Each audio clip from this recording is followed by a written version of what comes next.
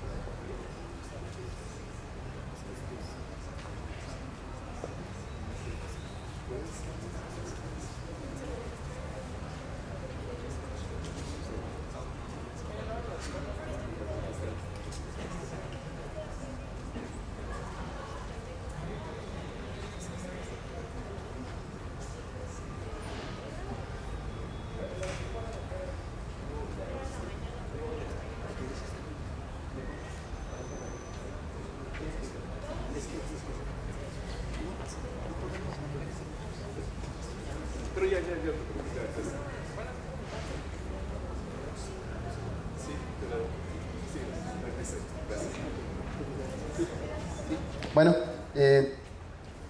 vamos a iniciar con la primera charla, ¿sí?, del doctor Francisco Rodríguez Enríquez, quien es doctor en Ingeniería Eléctrica y Computación de la Universidad Estatal de Oregón.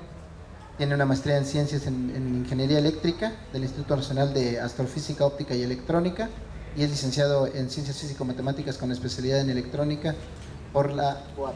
Sus áreas de investigación actuales son la criptografía de cables públicas y simétricas, la aritmética de computadoras, los campos finitos, la implementación de algoritmos en hardware reconfigurable, la seguridad de información y cómputo móvil. Dentro de su grupo de investigación, el doctor Rodríguez ha desarrollado una variedad de núcleos que implementan algoritmos criptográficos relevantes y algoritmos de aritmética de campo finito en plataformas de hardware reconfigurable, y nos trae la charla La ciencia que no es, quiere ser el ALEF. Démosle un fuerte aplauso, por favor.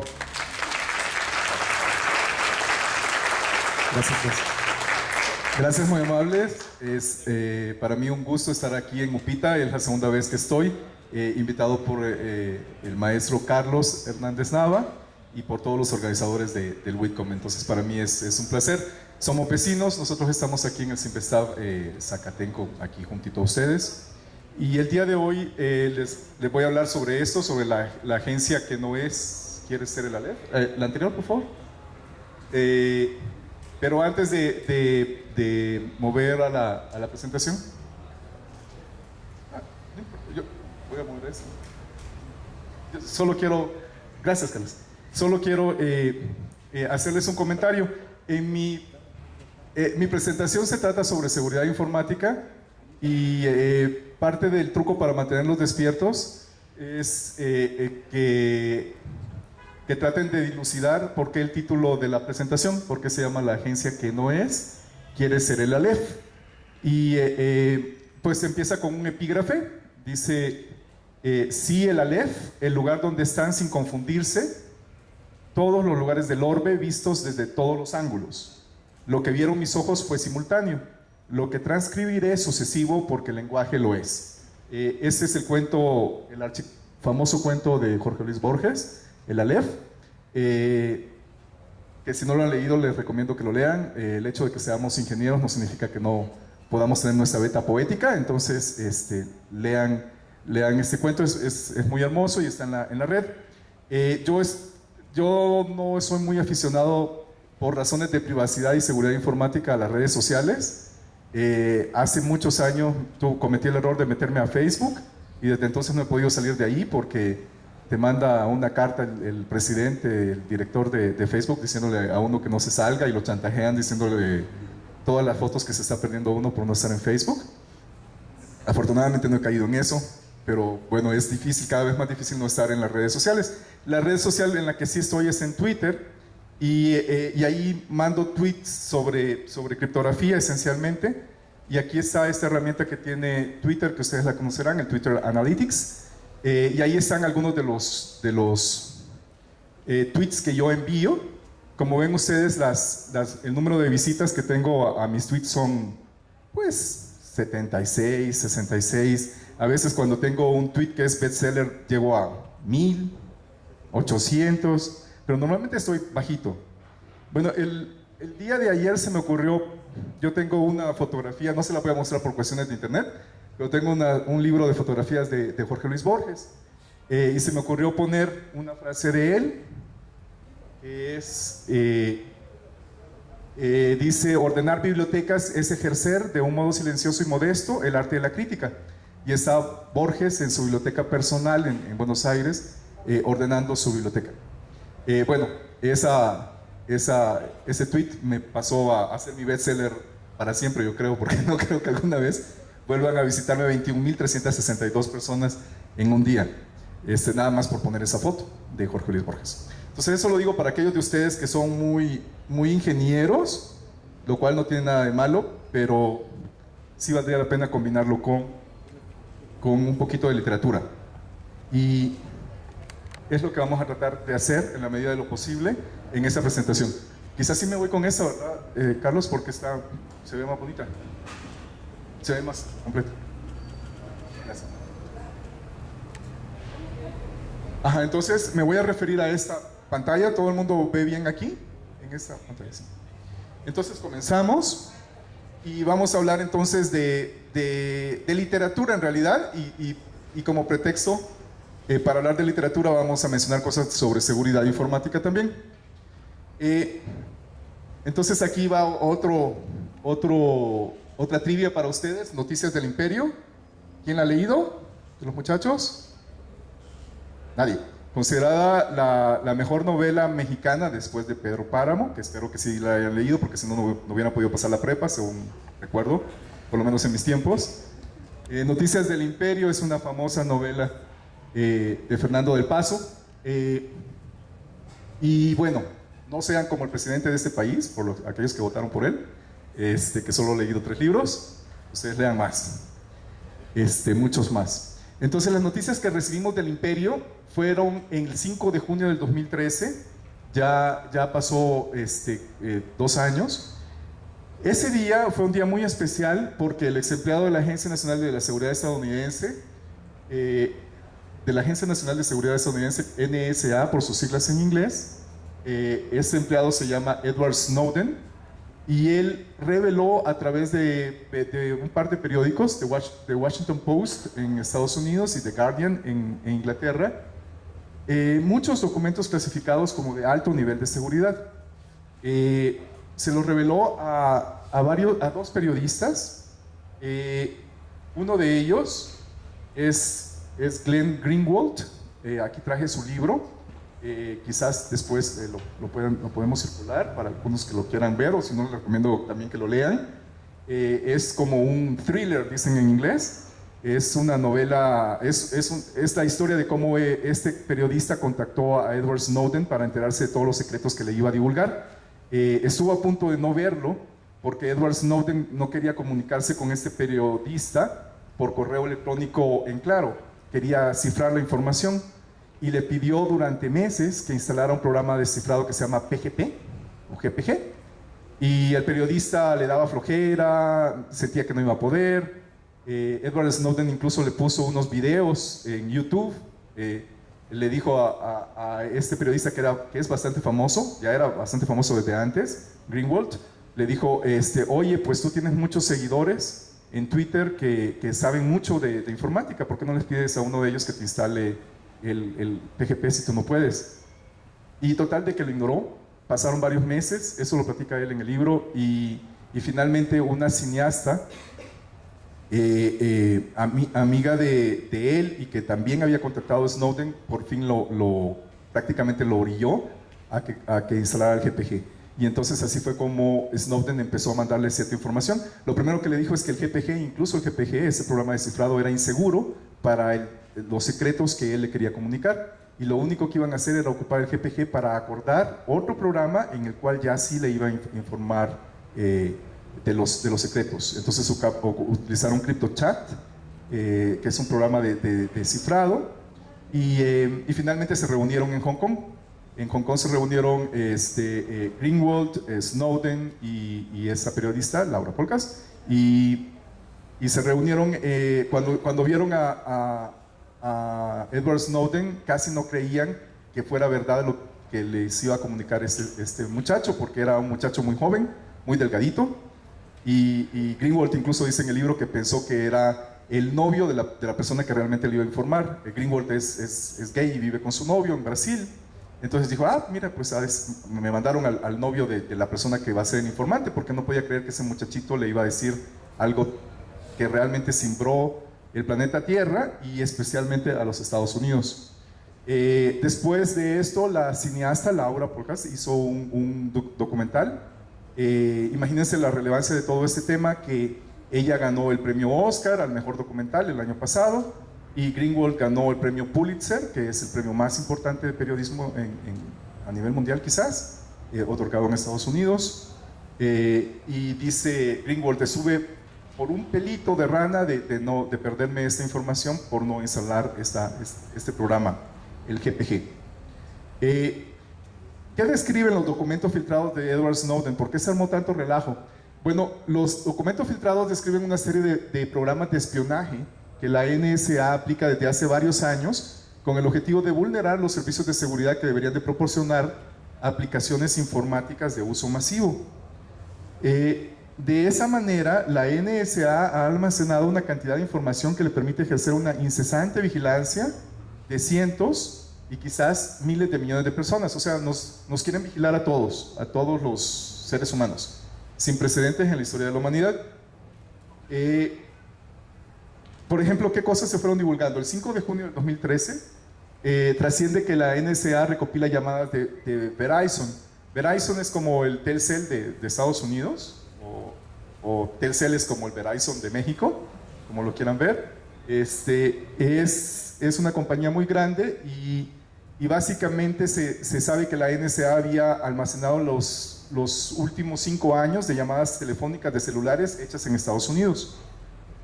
Yo no sé si ustedes recuerdan unas bombas que hubo en el maratón de Boston en el 2013, cuando estaban persiguiendo a los dos hermanos que pusieron las bombas. Entrevistaron a un policía y dijeron, no se preocupen, los vamos a capturar rápidamente porque en este momento que estamos hablando, estamos monitoreando las llamadas celulares que se están haciendo a ellos. A mí me llamó la atención el comentario de ese policía porque dije, bueno, entonces pueden monitorear llamadas de celulares en tiempo real. Y bueno, eso se quedaba corto con respecto a la realidad, porque no nada más pueden hacer eso, sino además tienen almacenadas las llamadas que se han hecho en los últimos 5 años en todo Estados Unidos. Finalmente estos hermanos los capturaron en cuestión de días, y básicamente los capturaron por las llamadas de celulares que se hacían entre ellos. El 6 de junio, un día después, aparece este programa Prisma, que se sabe que es un programa de la NSA que permite acceder a datos de Apple, Google y Microsoft, y se insinúa, en aquella época era solo una insinuación, que existía complicidad de dichas empresas con la NSA. Ahora se sospecha fuertemente que realmente fue así.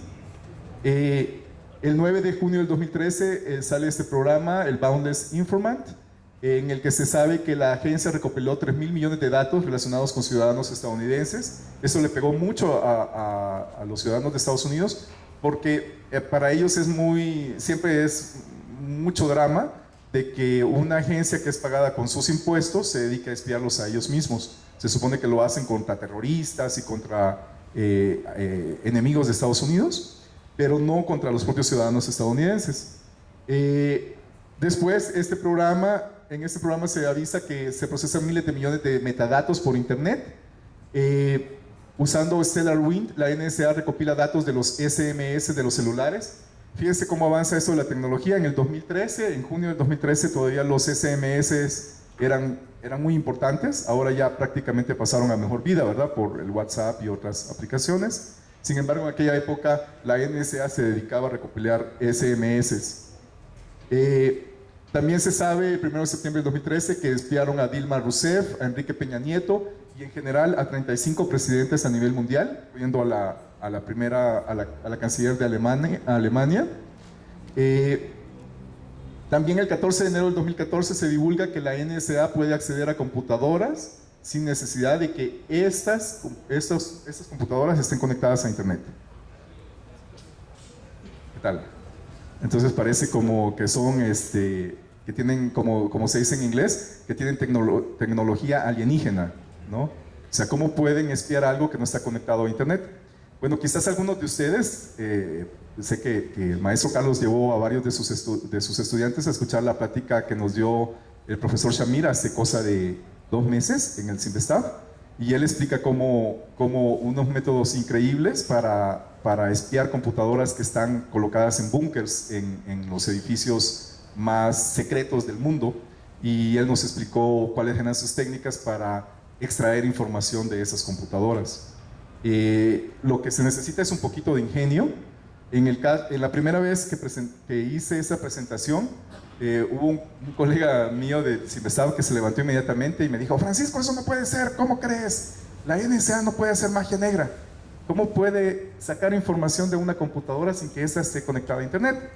Bueno, pues hay métodos y métodos. Lo vamos a ver en la próxima lámina, y se la agregué precisamente para los escépticos, como el colega que estoy comentando.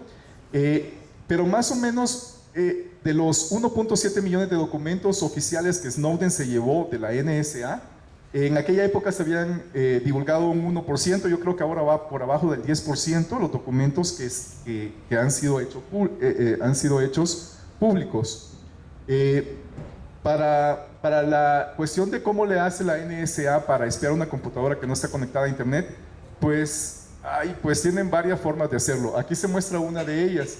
En este caso, en la computadora víctima se le ha colocado una USB, pero la USB en realidad es un transmisor-receptor. Entonces, básicamente el agente de la NSA dice que en buenos días se tiene que colocar, esta información está tomada del New York Times, por cierto, el agente de la NSA se tiene que colocar, dice ahí, que en buenos días a unas 6 millas de distancia, como a unos 10 kilómetros, con su propio transmisor-receptor, se comunica a través de esta cosa y entonces le inyecta información a esa laptop o le extrae información a la laptop. Entonces esta cosa se vuelve el espía. Ustedes podrán pensar de que el dueño de esa laptop a lo mejor se podría dar cuenta de que le han colocado esto, pero no necesariamente, depende del contexto, depende de en dónde se esté usando la laptop. Eso se ha usado a nivel de la NSA para espiar unas 200,000 computadoras, y en algunos casos se cree que son un poquito más sutiles y sofisticados, y este aparatito, este transceiver espía, se coloca dentro de la laptop, en las tarjetas de la laptop.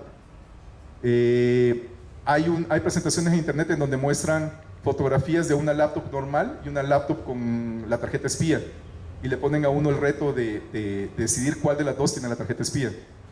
Entonces les pregunto a ustedes, si abrieran una computadora, ¿serían capaces de distinguir, por ejemplo, pues más allá de dónde está el procesador, quizás dónde está la memoria? Los que no tenemos mucha experiencia armando computadoras o estamos muy oxidados en eso, difícilmente podemos encontrar que hay una tarjeta de más, ¿no? Aparte, ahora se sospecha de que la NSA también está aliada con las personas, con las compañías que hacen las tarjetas para colocar el espía en lo que es la tarjeta, no como una tarjeta extra, sino parte de lo que es el integrado, los integrados que están colocados en la tarjeta madre, por ejemplo. Entonces resulta que si ustedes no quieren que los espíen, entonces no tienen que tener computadoras, y si tienen computadoras tienen que asegurarse que el fabricante es su amigo y que ustedes confían en esa persona, porque si no puede ser que esté dentro del hardware, dentro de la tarjeta madre, una tarjeta que los esté espiando. ¿Cómo se comunica este transceiver? A través de radiofrecuencia, con una tecnología que tiene 100 años de antigüedad. No se necesita internet. Esta lámina muestra los azules, los círculos azules son los centros de recopilación a nivel mundial de la NSA, y los amarillos son las ciudades víctimas en donde se ha espiado computadoras sin necesidad de que esas estén conectadas a internet a nivel mundial. Vean ustedes que México está ahí. Según ellos, está México, está La Habana, están la mayoría de las ciudades latinoamericanas, está el Medio Oriente, obviamente, porque eso se hizo, según ellos, principalmente para espiar a Irán, pero pues ven que hay circulitos amarillos por todos lados. En el caso de México se dijo que era para espiar a los narcos. Eso fue lo que dijo la NSA, que lo hacía para hacer narcoespionaje. Este es Edward Snowden, se ve un poquito, se ve más bonito, más claro, ¿verdad? Pero, sí. Edward Snowden, mira, se mueve también.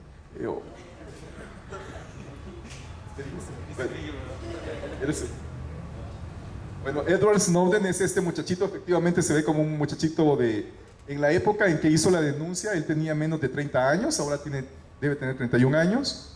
Y lo que dijo Edward Snowden en la conferencia de prensa que dio cuando hizo el anuncio de esto, es que en tanto el individuo objetivo tenga una cuenta de correo electrónico, es posible espiarlo sin importar si se trata de ti, de tu conocido, de un juez o incluso del presidente. Podemos espiar. En este caso decía Snowden que se necesitaba una cuenta de correo electrónico. Realmente ahora lo único que se necesita es que el individuo objetivo viva en nuestra sociedad. Porque si vive en nuestra sociedad, probablemente va a usar una tarjeta de crédito o de débito, probablemente va a usar un celular, probablemente va a tener una televisión, probablemente va a tener una computadora o va a hacer uso de una computadora, y con cualquiera de esos aparatos puede ser espiado. Con la televisión, ustedes saben que salió el anuncio de la Samsung. Si algunos de ustedes tienen los últimos modelos de la Samsung, hay una familia que lo espía a uno. Eso no es chisme, la Samsung sacó un comunicado hace unos meses. La idea de que las televisiones nos estén espiando es porque según eso son televisiones inteligentes, y la idea es que traten de adivinar el gusto del cliente. Y entonces si los oyen las conversaciones, y a partir de las conversaciones, si por ejemplo escuchan la palabra Harry Potter, entonces la siguiente vez que ustedes encienden la televisión aparecen películas de Harry Potter, porque la televisión les adivina el pensamiento. Pero después salió diciendo la Samsung que eso lo habían dado a otras compañías, y estas compañías podían hacer mal uso de eso, y que realmente habían estado espiando a algunos de sus clientes, y que entonces le recomendaban a los clientes de esas televisiones Samsung que por favor en la sala no hablaran nada confidencial, porque podía ser escuchado por la televisión. Sabemos de que las cámaras de las laptops pueden ser utilizadas para espiarnos. Los celulares ni se diga, y la pregunta sería ¿cuántos de los que estamos aquí podríamos ya vivir sin nuestro celular?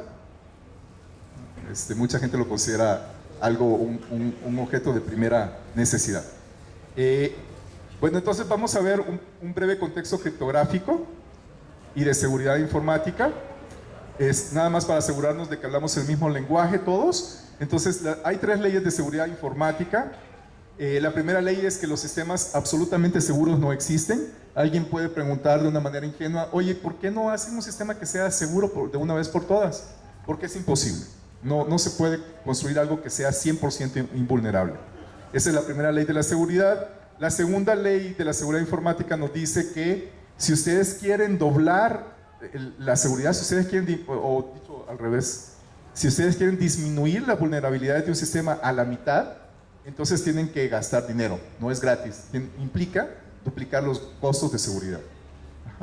Entonces, aquí siempre se pueden poner varios ejemplos. Piensen ustedes, por ejemplo, en estas cajitas como vitrinas que en Estados Unidos colocan los periódicos. Para que uno coloque una moneda de 25 centavos, abra la pecera esta y saque su ejemplar y luego la vuelva a cerrar.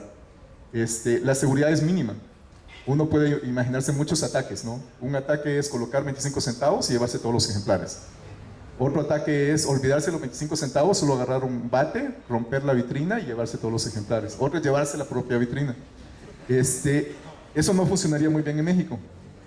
Pero si ustedes quieren más seguridad, hacen esos refrigeradores inmensos en los que se venden cocas y esas cosas, Pepsis. Es más difícil vulnerarlo, ¿no? Y de hecho esas cosas lo vulneran a uno porque uno mete monedas y no le dan el producto. Esas cosas ocurren. Si ustedes quieren más seguridad, tienen que gastar más dinero. Y la tercera ley de la seguridad es que típicamente, eso lo vamos a revisar porque está en tela de juicio en esos momentos, pero era la tercera ley de la seguridad, típicamente la criptografía no es la que es vulnerada, la maquinaria matemática, sino más bien nos la brincamos, utilizando muchos trucos. Otro aspecto importante en el caso de la criptografía y la seguridad informática es el sigilo, o sea, queremos guardar secretos. Los secretos arduamente obtenidos de los adversarios no suelen revelarse, o sea, no vamos al chat y decir, hey, acabo de vulnerar tal secreto de cualquier institución mexicana, digamos el SAT, por decir un ejemplo, sino que lo que hacemos es guardarnos ese secreto con nosotros para seguirle haciendo creer a nuestro oponente que su sistema sí funciona, cuando en realidad ha sido roto. Hay innumerables ejemplos a través de la historia de que a las personas que vulneran un criptosistema no se les otorga crédito, sino muchos años después y a veces nunca. Y el ejemplo paradigmático es nuestro santo padre de la computación, al que le prendemos una vela todas las noches antes de dormirnos, Alan Turing, quien con su equipo de Bletchley Park en la Segunda Guerra Mundial rompió o vulneró la máquina de cifrado Enigma durante la Segunda Guerra Mundial. Ese es un ejemplo de un enigma, y supimos que Alan Turing lo había hecho hasta los años 70, finales de los años 70, muchos años después de que se acabó la Segunda Guerra Mundial y muchos años después que Turing que se había suicidado. Nunca recibió crédito por eso. Básicamente, cuando el general alemán se quería comunicar con sus submarinos, en aquella época tampoco había internet, pero usaban clave Morse y usaban esas máquinas de escribir para cifrar la información. Se mandaba la información cifrada del otro lado, había una máquina de escribir con unos engranes acomodados de la misma manera que la máquina transmisora, y la máquina receptora descifraba la información que se enviaba. Lo que podía escuchar Alan Turing era la información que viajaba desde Berlín hasta los submarinos, y con esa información cifrada él trataba de hacer varios objetivos.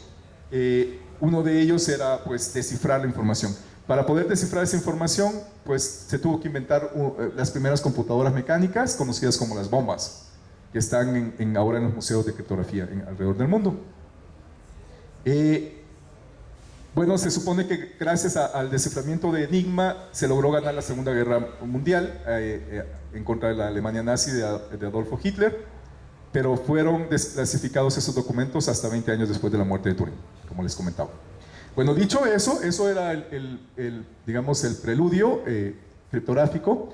Entonces ahora nos pasamos un poco a ver esta agencia, la agencia que no es, que es la NSA. Vamos a ver por qué es la agencia que no es. Sus siglas en inglés es NSA, y en la cultura popular se sabe relativamente poco sobre la NSA. Por ejemplo, para aquellos de ustedes que todavía ven series de Estados Unidos, ven que en todas las series o en las películas sale a cada rato el FBI, la DEA, la CIA, pero la que no sale es la NSA. La NSA no sale ni en el Big Bang Theory, no sale. Se supone que está llena de nerds. Ellos contratan mucha gente, se van a las prepas, a las universidades como UPITA en Estados Unidos, y a las escuelas como UPITA en Estados Unidos, y contratan gente, pero más le gusta contratar gente desde la prepa. A Snowden lo contrataron desde la prepa. Snowden no terminó la prepa, pero era muy bueno programando y como hacker. Entonces eso es lo que les interesa, y así es como contratan a su gente. Normalmente a los que contratan son nerds, y se hacen mucho bullying entre las agencias, y los de la CIA y los de la FBI siempre describen a los de la NSA como los nerds que no te pueden ver a la cara, que son unos nerds. Entonces, se sabe poco relativamente de la NSA, y en los mismos Estados Unidos no se suele mencionar mucho a esta agencia, de tal manera que se hace la broma que el verdadero significado de las siglas NSA es No Such Agency, que lo podríamos traducir más o menos como la agencia que no es. No existe esa agencia, ¿no? Todo el mundo niega la existencia de esa agencia. Las características generales de la NSA no es porque sea chica que no sabemos de ella. Fue fundada en 1952, cuenta con un presupuesto antes existía, pero no se llamaba NSA, a partir del 52 se llama NSA, cuenta con un presupuesto de 10.800 millones de dólares anuales, o 10.8 billones como dicen en Estados Unidos, porque para ellos 1.000 millones es un billón, pero para nosotros 1.000.000 de millones es un billón. Entonces serían 10.800 millones de dólares anuales cada año, 40.000 empleados. Para seres mortales comunes y corrientes, como presumo que somos todos los que estamos aquí, nos cuesta dimensionar qué significan 10.800 millones de dólares anuales. Pero uno puede imaginar que es mucho más que el presupuesto del Cinvestav, el IPN y la UNAM juntos. De hecho, ¿ustedes saben cuál fue el presupuesto de este país, digamos, en el 2014, para todo el país? ¿El presupuesto de la nación? Bueno, en números redondos, fueron 350.000 millones de dólares para todo México durante un año, el 2014. Esta agencia, solo ella, se lleva 10.800 millones de dólares. Entonces, no será el presupuesto de México, pero no es bastante, es mucho dinero. Cuenta con 40.000 empleados y se dice que es el máximo empleador de matemáticos en el mundo. Lo que se ha vuelto el símbolo de la NSA es una computadora que se llama, como se llama el pueblo en donde vive. Vive en un pueblo en Utah, ese estado mormón que tienen en Estados Unidos. El pueblo se llama Bluffdale. Ese es el símbolo de la NSA, pero ya se les quedó chica y ahorita están construyendo otras dos. Una que va a ser más grande que Bluffdale y otra que supuestamente es ultra clasificada y no se sabe si la están haciendo o no, que va a ser una computadora cuántica. Entonces está la polémica de si es chisme o si realmente es cierto que van a hacer una computadora cuántica. Pero sí están haciendo una que es más grande que Bluffdale. Bluffdale tiene una capacidad de almacenamiento de 12 exabytes. Para los que no recuerdan sus raíces grecolatinas, un exabyte es, bueno, en base 2 se escribe como 12 por 2 a la 60, 2 a la 60 bytes, y es equivalente a 2 a la 20 terabytes. Entonces recordemos, son megas, después que es 2 a la 20, son gigas, que es 2 a la 30, son teras, que es 2 a la 40, después siguen los petas, ¿verdad? Y después siguen los exabytes, los terabytes, peta y los exabytes, 12 por 2 a la 60. Para que también dimensionemos esto, hay un articulito por ahí que está en internet que dice cuánto es la cantidad de memoria digital que ha construido la humanidad desde que existe la memoria digital. Más o menos se considera que la memoria digital se inventó o empezó a usarse desde los años 80. Entonces, si ustedes cuentan todos los discos, ¿se acuerdan de esos? O lo vieron en algún museo, los discos de 3,5, de 5,25, de 8 pulgadas. Si cuentan todo eso, las cintas magnéticas, si cuentan discos duros, si cuentan USBs, si la juntan todas, entonces la pregunta es ¿cuánta cantidad de memoria digital ha producido la humanidad desde esos años para acá? O sea, en toda su historia, en toda la historia de la humanidad. Y dependiendo de a quién le preguntan, les pueden decir que serían de unos 200 exabytes a unos 2.000 exabytes. La cantidad de memoria que se ha producido por la humanidad desde que se conoce la memoria digital. De esos, 12 exabytes se supone que tiene esta computadora. El costo de construcción fue de 2.000 millones de dólares y se estima que el mantenimiento cuesta otros 2.000 millones de dólares. 2.000 millones de dólares. Consume 65 megavatios, que es suficiente para alimentar una ciudad de 50.000 habitantes, y les cuesta nada más pagar el recibo de la luz al año, les cuesta 40 millones de dólares solo por prenderla. Y es el símbolo de la NSA. Esa es la foto de Bluffdale, tomado desde las alturas, porque no le permiten a uno entrar acá, es prohibido entrar aquí. La computadora vive en todos esos edificios. Ahí es donde vive la computadora. Bueno, entonces esa es la NSA, y ahora vamos a ver cómo le hace la NSA para atacarnos, de acuerdo a lo que hemos aprendido de los documentos que ha revelado Snowden. Vamos a mencionar 5 líneas de ataques. La primera es el ataque a la criptografía, otra es ataques a la implementación del criptosistema, vamos a ver un poquito después a qué nos referimos con esto, ataques a las contraseñas ideadas por seres humanos, ataques al generador de números aleatorios y ataques al componente humano del criptosistema. A cada una de estas líneas de ataque le vamos a poner estrellitas, como en los hoteles, y normalmente se van a sacar 5 estrellitas, va a ser poco. 5 estrellitas significa que el ataque lo puede realizar la NSA con mucha violencia, con mucha capacidad de averiguar lo que quiere averiguar. Entonces empezamos con la primera línea de ataque, que son ataques a la criptografía. Existe consenso de que es computacionalmente muy costoso vulnerar los problemas matemáticos difíciles que protegen la seguridad de la mayoría de los algoritmos criptográficos utilizados hoy en día. Sin embargo, y aparentemente los documentos de Snowden pareciera de que la NSA no ha podido romper mucha criptografía. Sin embargo, habiendo dicho esto, también es cierto que hay un importante número de criptosistemas comerciales y gubernamentales que usan criptografía obsoleta o protocolos de intercambio de datos excesivamente complicados cuyo nivel de seguridad real es difícil de determinar. Entonces, para aquellos que siguen las noticias de la seguridad informática, ven ustedes que uno de los algoritmos criptográficos más utilizados en Internet se llama RSA y se usa con un tamaño de llave de 1024 bits. Sin embargo, hace poquito, por ejemplo, salió un ataque, uno de los últimos ataques de una serie de ataques, en el que explotan unas máquinas, unos servidores que aceptan hacer intercambio de llaves secretas utilizando RSA de 512 bits. Y RSA de 512 bits actualmente se puede romper en cuestión de horas. Y en algunas circunstancias, en cuestión de minutos. ¿Por qué están usando esa RSA tan viejita de 512 bits? Simplemente por mantener lo que le llaman en inglés el legacy, de que para mantener la compatibilidad con equipos viejos han dejado abierta esa opción. Y entonces algunos hackers utilizaron eso para meterse en varios servidores de Internet. Entonces el problema es de que se utiliza criptografía obsoleta y eso hace de que este ataque no pueda ser desdeñado. Yo le daría en nuestra escala de estrellitas unas 3,5, 3 estrellas, 3,5 estrellas comparado con las demás, porque en las demás nos va como en feria, como ustedes van a ver. Hay ataques a la implementación del criptosistema. En esto la NSA es ama y señora, porque se supone que ellos inventaron esta línea de ataque.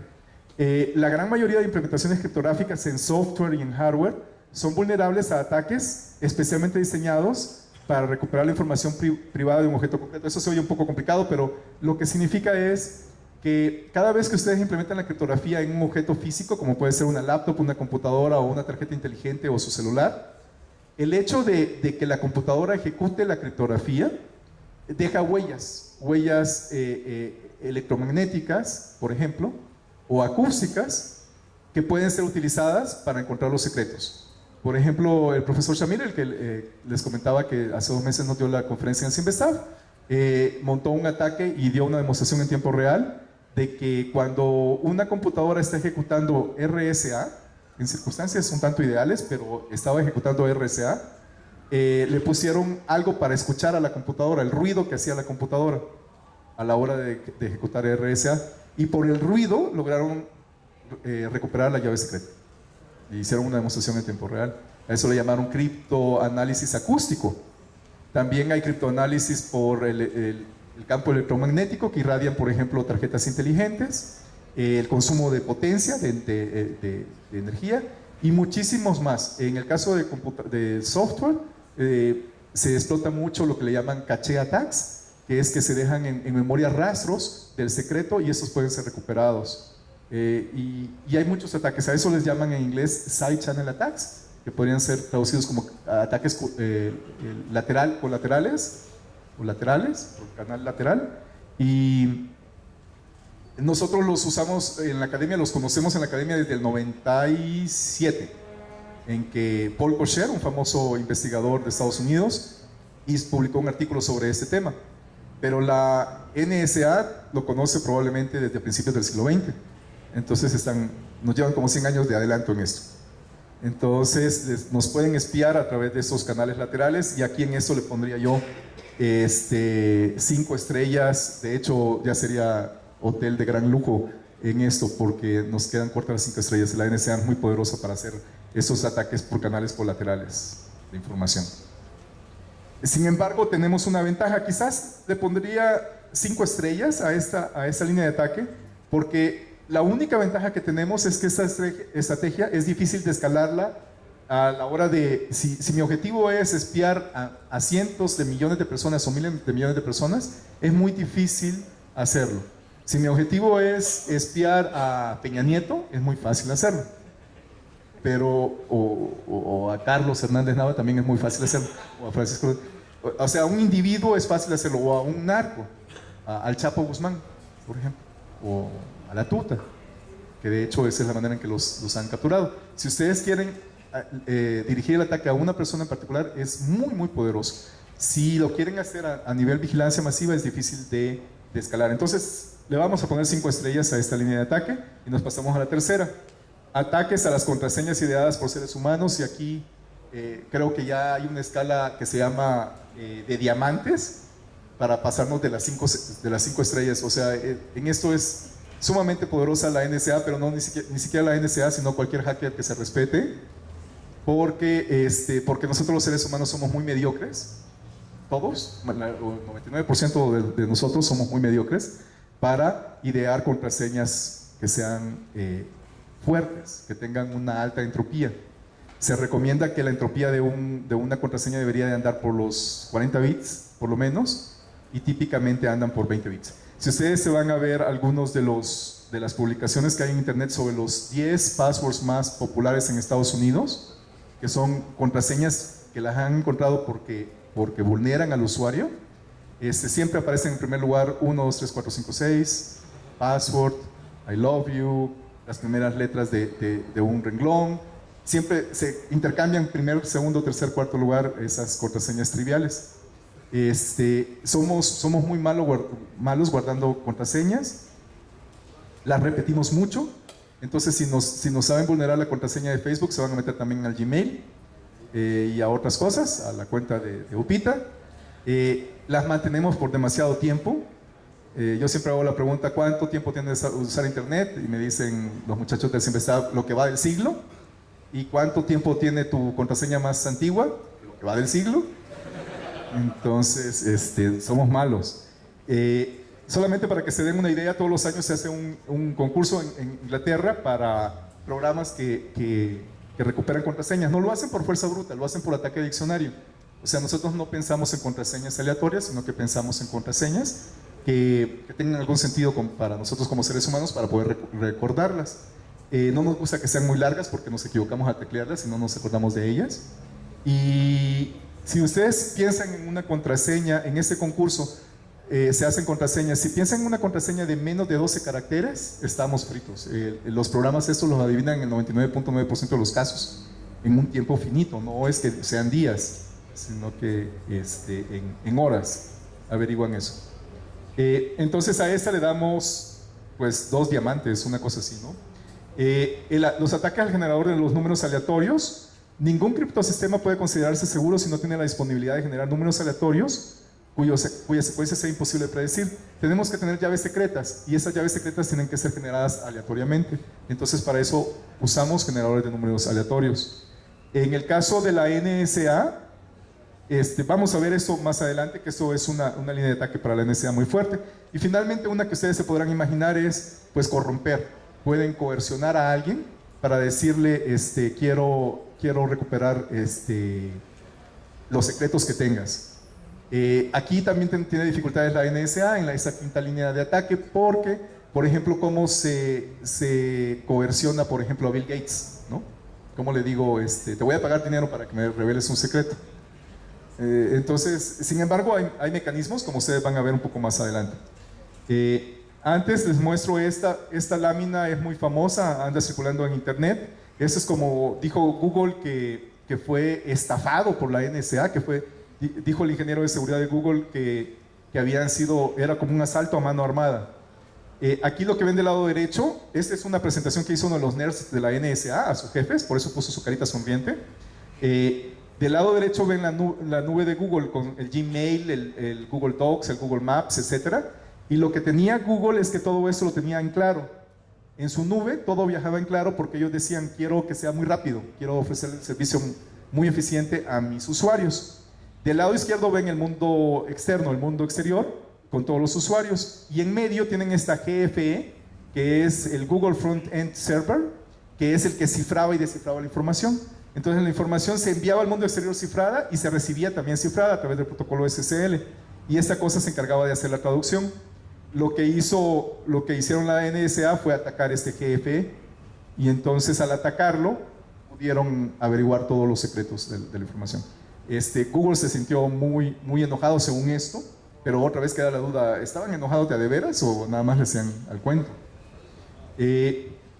Un caso de éxito de la NSA es con respecto al generador de números aleatorios. Hay una compañía que se llama la compañía RSA, como el algoritmo, que vale unos $2.000 millones. Bueno, fue vendida en el 2006 por $2.100 millones, o sea, es un consorcio, es un emporio, y resulta que el principal producto que hacen ellos es este token. Yo no sé si ustedes lo han usado alguna vez, se usa por ejemplo para hacer Bancanet, y lo que hace uno es que da, por ejemplo, uno se quiere hacer login en la ventana de Banorte, da el login, da la contraseña y además da el número que aparece aquí.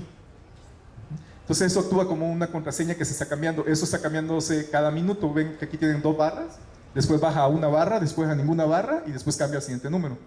Este número está sincronizado con el banco y entonces ellos saben si nosotros tenemos el token o no. Y le llamamos autenticación por 2 factores. Se supone que esto es individualizado para cada cliente y además que esta generación de los números es aleatoria. Bueno, pues ¿qué creen que hizo la NSA? Nada más para decirles, esta compañía que vale $2.100 millones, controla el 70% del mercado mundial de autenticación por 2 factores y este es su producto principal. Y lo que hizo la NSA fue que en diciembre del año pasado, del 2014, el periodista Joseph Menn de Reuters publicó que la RSA había aceptado una dádiva por $10 millones por parte de la NSA para ocupar un generador de números aleatorios que se sabe que estaba roto. Entonces eso significa que la NSA podía generar todas las generación de números aleatorios que les estaba mostrando en ese token.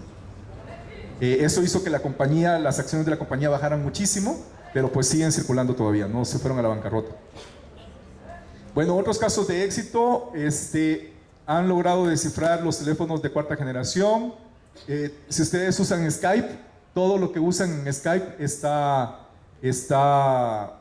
guardado en la NSA. De hecho, si ustedes usan Skype, a lo mejor vieron que hace algunos meses, quizás hace como un año, como que no funcionaban las llamadas, como que la compañía dejó de funcionar por unas semanas. Era porque estaban rediseñando Skype para poder grabar mejor todas nuestras conversaciones y nuestros videos. Si ustedes usan Skype y están interesados en algo que sea privado, entonces les recomiendo mucho usar OTR, Off the Record, que es un diseño seguro. Usen Tor también. La NSA colecciona millones de directorios personales de Hotmail, Yahoo, Google y Facebook. Facebook es especialmente un desastre. Y lo que nos protege son las conexiones OpenSSL, las cuales se supone que la NSA ha logrado romper en algunos casos particulares, como en el caso de Google. Y bueno, tienen una división de inteligencia que está infiltrada en toda la industria mundial de telecomunicaciones, entonces se supone que también están con Cisco. Un desastre. Bueno, para hacer un recuento de todo lo que les he tratado de decir el día de hoy, vamos a ver cuáles son las principales críticas al programa de espionaje de la NSA. Críticas éticas: no se vale que nos estén espiando, eso es ilegal. La vigilancia es inútil, porque los beneficios reales del sistema de vigilancia son desdeñables o aún inexistentes para lo que ellos dicen que la usan, que es para evitar ataques de terrorismo en Estados Unidos. Pérdida de imagen: la NSA ha creado un clima de total desconfianza hacia los Estados Unidos. Pérdida de seguridad: al debilitar deliberadamente la infraestructura de Internet, la NSA ha permitido que oponentes maliciosos puedan también actuar con mayor facilidad. En particular los chinos parece ser que están haciendo lo mismo, y lo hacen definitivamente a nivel China y probablemente a nivel mundial. Hay pérdidas económicas: ya nadie quiere comprar productos Cisco en ciertos países, ¿verdad? En México no hay problema. Consecuencias internacionales: bueno, una que le ocurrió al mes de que divulgó las cosas, Snowden, que se acuerdan que se quedó atascado en el aeropuerto de Moscú. la sexy exespía rusa Anna Chapman, después les cuento la historia de ella, le propuso matrimonio a Snowden para que así le dieran asilo político en Rusia. No sabemos si lo aceptó o no. El 11 de julio del 2013, la KGB, que es la agencia de espionaje de Rusia, anunció el regreso a las máquinas de escribir para enviar despachos oficiales de top secret. Ya no usar computadoras porque las computadoras no eran confiables. La presidenta de Brasil, Dilma Rousseff, propuso hacer un sistema nacional de correo electrónico cifrado, una medida súper valiente, en la cual el problema es que el Internet, el 70% de los paquetes de Internet van a dar a ruteadores en Estados Unidos. Ella lo que quería era que no pasaran por Estados Unidos. Eso se parece un poco a la gran muralla china de firewalls. Snowden fue llamado a testificar en la Unión Europea y lo nominaron para el Premio Nobel de la Paz. En Estados Unidos también hubo muchas reacciones de prominentes criptógrafos estadounidenses diciendo que era una locura eso que estaba haciendo la NSA. Cayó una cabeza hace el 31 de enero de 2014, el presidente Obama anunció la designación de un nuevo director de la NSA, le cortaron la cabeza y hay un movimiento de activistas llamados The Day We Fight Back que están promoviendo que la NSA deje de espiar. Reacciones mexicanas lo iba a dejar así, vacío, y después iba a dar clic y iba a irme a la siguiente lámina. Pero como Bansky, que es el personaje del que estoy tomando prestadas estos dibujos, vino a Chiapas con los zapatistas, a uno de los caracoles, y jugó un partido, una cascarita de fútbol, entonces puse esta calaca. Para decir básicamente que no tengo conocimiento de ninguna reacción del gobierno mexicano. Para terminar, en su archifamoso cuento fantástico La Aleph, el escritor argentino Jorge Luis Borges planteó la existencia de un objeto esférico de unos 2 o 3 centímetros de diámetro en el cual están sin confundirse todos los lugares del orbe vistos desde todos los ángulos y en el que el todo no es mayor que ninguna de las partes, como en el Aleph matemático. Borges, el personaje, nos refiere que en el Aleph se ven a un tiempo una infinidad de actos deleitables o atroces, todos ocupando un mismo punto sin superposición ni transparencia. Borges, el escritor, incluye una nota final en la que se afirma que en el inconcebible Aleph se refleja el universo entero.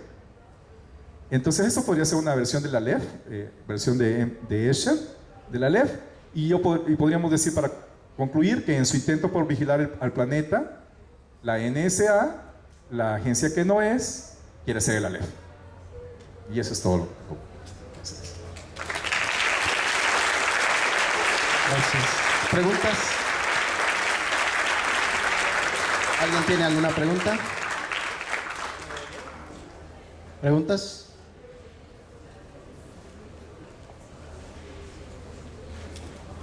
Buenos días. Pues queda la inquietud, ¿no? El sentimiento de que somos espiados. ¿Hasta qué grado nosotros debemos de protegernos? Depende si somos estudiantes, si estamos trabajando en la vida cotidiana. ¿Hasta qué grado nosotros tenemos que estar tan ahí de que no, me van a espiar, me van a robar información? Porque pues uno puede vivir hasta con ese temor, ¿no? De no usar un celular, o de no encender la computadora, o no conectarnos a la internet. ¿Podría decirnos algo sobre esto? Sí, gracias. Sí, gracias por la pregunta. Bueno, es una pregunta que casi filosófica, yo diría, Carlos, porque depende de cada quien. Por ejemplo, Greenwald comenta que en sus conferencias siempre hay personas que le dicen: a mí no me importa que me vigilen, me pueden vigilar, yo de hecho publico mi vida en Facebook, ¿cuál es el problema de que me vigilen? Y lo que dice Greenwald siempre lanza un reto, dice: bueno, si ustedes son tan transparentes, las personas que se crean tan transparentes, ¿por qué no me escriben su login y contraseña para que yo pueda entrar, ¿no? Porque todo es transparente.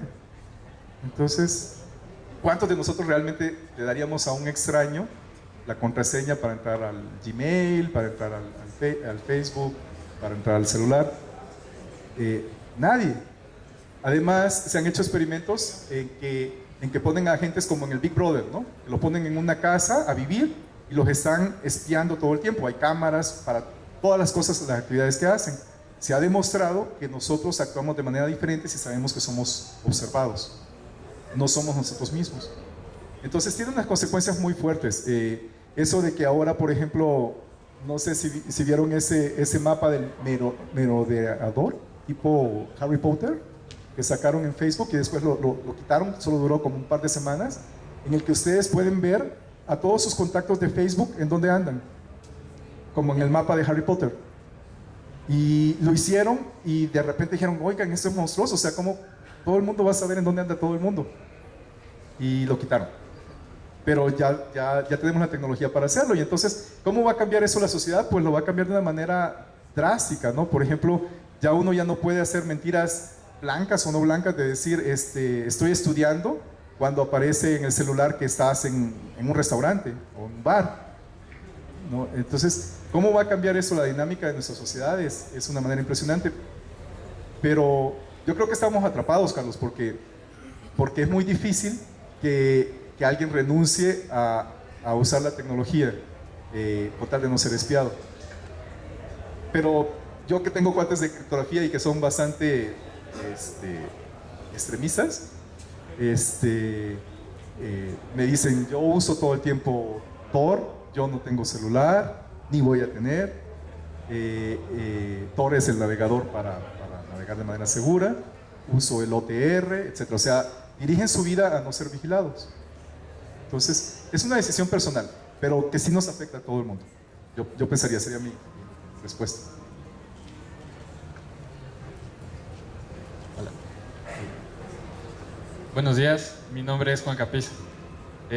Yo tengo una pregunta que va relacionada o enfocada en el trabajo que podemos llevar a cabo aquí en la escuela, que es el desarrollo, ¿no?, de muchas aplicaciones. Nosotros como desarrolladores de ciertas aplicaciones, ¿qué es lo que debemos tener en cuenta para considerar proteger cierta información o cierto código que nosotros tenemos o que manejamos para sentirnos hasta cierto punto satisfechos o seguros de que nuestro trabajo no va a ser fácilmente vulnerado? Bueno, es también otra pregunta difícil, con una respuesta difícil. Fíjate que normalmente en ingeniería, y más en ingeniería de la nuestra, de programación, casi siempre la gente se va por la funcionalidad. O sea, te dicen, yo quiero tener una funcionalidad muy buena, y la seguridad se deja hasta el final. Y muchas veces ni siquiera se considera. No cabe en el presupuesto de tiempo de programadores, y queda la aplicación, dicen, ya quedó, pero nadie hace un estudio realmente de la seguridad que debe de tener. Por ejemplo, un ejemplo que podría darte, muy de nuestro país, son los certificados digitales del SAT. Se ha hecho todo un esfuerzo para tener criptografía de llave pública, RCA de 1024, pero resulta de que mucha gente no hacía su declaración de impuestos porque se le hacía muy complicado utilizar todo ese sistema, y la opción que dio el SAT fue regresar a el login y contraseña. Entonces, de nada sirvió la criptografía porque puede hacer uno la declaración de impuestos simplemente con una contraseña, y la contraseña es muy vulnerable. Entonces, tratando de contestar a tu pregunta, pues hay que hacer una conciencia, hay que hacer una cultura de que la seguridad sí es importante y que puede causar problemas gravísimos, y que como además todas esas aplicaciones son de uso masivo, ya después corregirlas es un merequetengue. Mejor pensarlas antes que no después, porque ya después es muy difícil cambiarlas. Sí. Bueno, yo tengo una duda. Hace tiempo leí el caso de el mercado negro que existía en la Deep Web, el Silk Road. ¿Me repites, por favor? Silk Road, el mercado negro que existía en la Deep Web. Claro. Y bueno, acusaron al creador, William Ulbricht, de espionaje y de hackeo de computadoras. Entonces me queda claro que tanto el espionaje como el hackeo de computadoras constituyen un delito en Estados Unidos por el que se puede encarcelar a una persona. Entonces la duda que yo tengo es si alguien, digamos, algún ciudadano, ya sea de los Estados Unidos o que resulte afectado por el espionaje de la NSA, puede demandar a esa agencia por hacer una actividad ilegal. Bueno, es otra pregunta difícil. La NSA, bueno, yo la respondería en dos tiempos. La primera, hablando de lo de la Silk Road, es un caso paradigmático porque es la primera vez en toda la historia de la computación en que alguien va a la cárcel de por vida por un crimen que cometió detrás de una computadora. O sea, este joven se dedicaba, hacía uso de la Silk Road, donde se podían contratar, por ejemplo, asesinos, se hacía tráfico de drogas, de animales, de acuerdo al FBI, pero parece ser que sí hacían cosas un poco tenebrosas, y él lo hacía todo desde la Biblioteca Pública de San Francisco. Fue atrapado recientemente, al principio dijo que era inocente, finalmente reconoció que sí lo era, y vino el juez y le dijo: le quiero dar el máximo castigo posible. Y no nada más por eso, también le pusieron lavado de dinero, también le pusieron cuestiones de asesinatos y le dieron cárcel de por vida. Y dijeron: es la primera vez en toda la historia que alguien va a la cárcel de por vida por un crimen cometido detrás de una computadora. Entonces significa muchas cosas en nuestro cambio de la sociedad. Esa es la primera parte. La segunda parte, de que si un ciudadano común y corriente puede demandar a la NSA, sí, y al gobierno, y decirles que ya se acabe esa vigilancia, y para eso hay activismo. La NSA, como normalmente se defiende, es diciendo: nosotros no espiamos en el sentido estricto de la palabra, dicen ellos, porque dicen: no adquirimos los datos, bueno, los guardamos, pero nadie lo ve. Nada más nos fijamos en los metadatos. Inventaron este concepto de los metadatos, que se ocupa mucho en Big Data, que es: solo me interesa saber quiénes son tus cuates y cuándo te comunicaste con tus cuates. Entonces, por ejemplo, cuando salió eso de las bombas de Boston, a todos los cuates que estaban en el Facebook y en el Gmail de los terroristas, de los hermanos terroristas, fueron considerados a su vez terroristas por ser cuates de estas personas. Y algunos de ellos murieron en circunstancias muy extrañas. Entonces ellos dicen: solamente nos fijamos en los metadatos y solo hacemos uso de los datos si es necesario. Y esa es su defensa, muy discutible. Por ejemplo, dicen: si alguien hace una llamada a una línea de ayuda para el suicidio y la NSA tiene grabada esa llamada, no se va a fijar en los datos, pero a la persona en su privacidad no le importa que la NSA haya escuchado la llamada, lo que le importa es que nadie sepa que hizo esa llamada. Entonces, y o sea, la privacidad empieza desde los metadatos, pero esa es la defensa principal que hace la NSA. No vemos datos, vemos metadatos nada más. Muchas gracias. Bueno, se nos acabó ya el tiempo de preguntas. Ahorita en la sesión posterior vamos a aprovechar para otorgarle un reconocimiento al doctor por la excelente charla. Brindemos, por favor.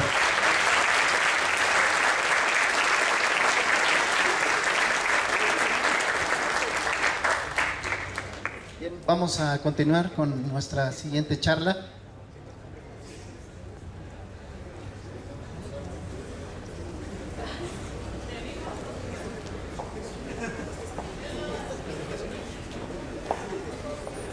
Las presentaciones van a estar disponibles en el sitio web y a partir de hoy en la tarde. Todas las presentaciones que ha habido en el Congreso las podrán descargar de ahí del sitio, y obviamente también publicaremos los videos de todas las conferencias.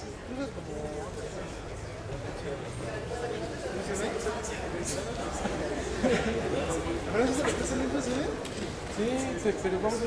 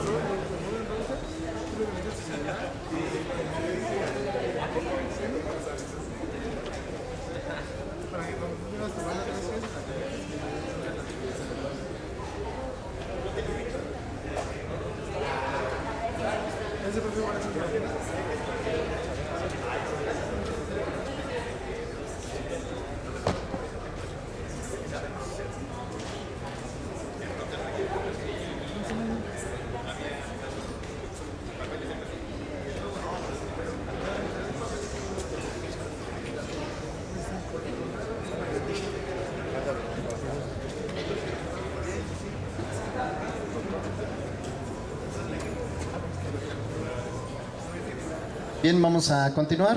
Vamos a presentar a nuestra siguiente ponencia. Ella es Olga Villagrán Velasco, es egresada de UPITA IPN en la carrera de telemática en julio de 2015. Tomó su movilidad en Brasil, en la Unicamp de Brasil.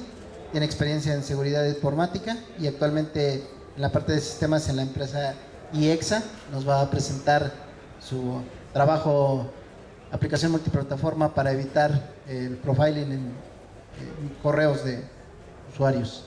Un fuerte aplauso, por favor.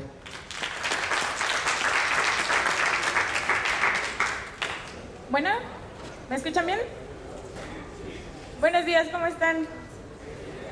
Bien, bueno, pues yo soy recién egresada de UPITA, de la Ingeniería en Telemática. Yo desarrollé este proyecto, es un prototipo para evitar el perfilamiento de usuarios de correo electrónico. La aplicación se llama No Profiling.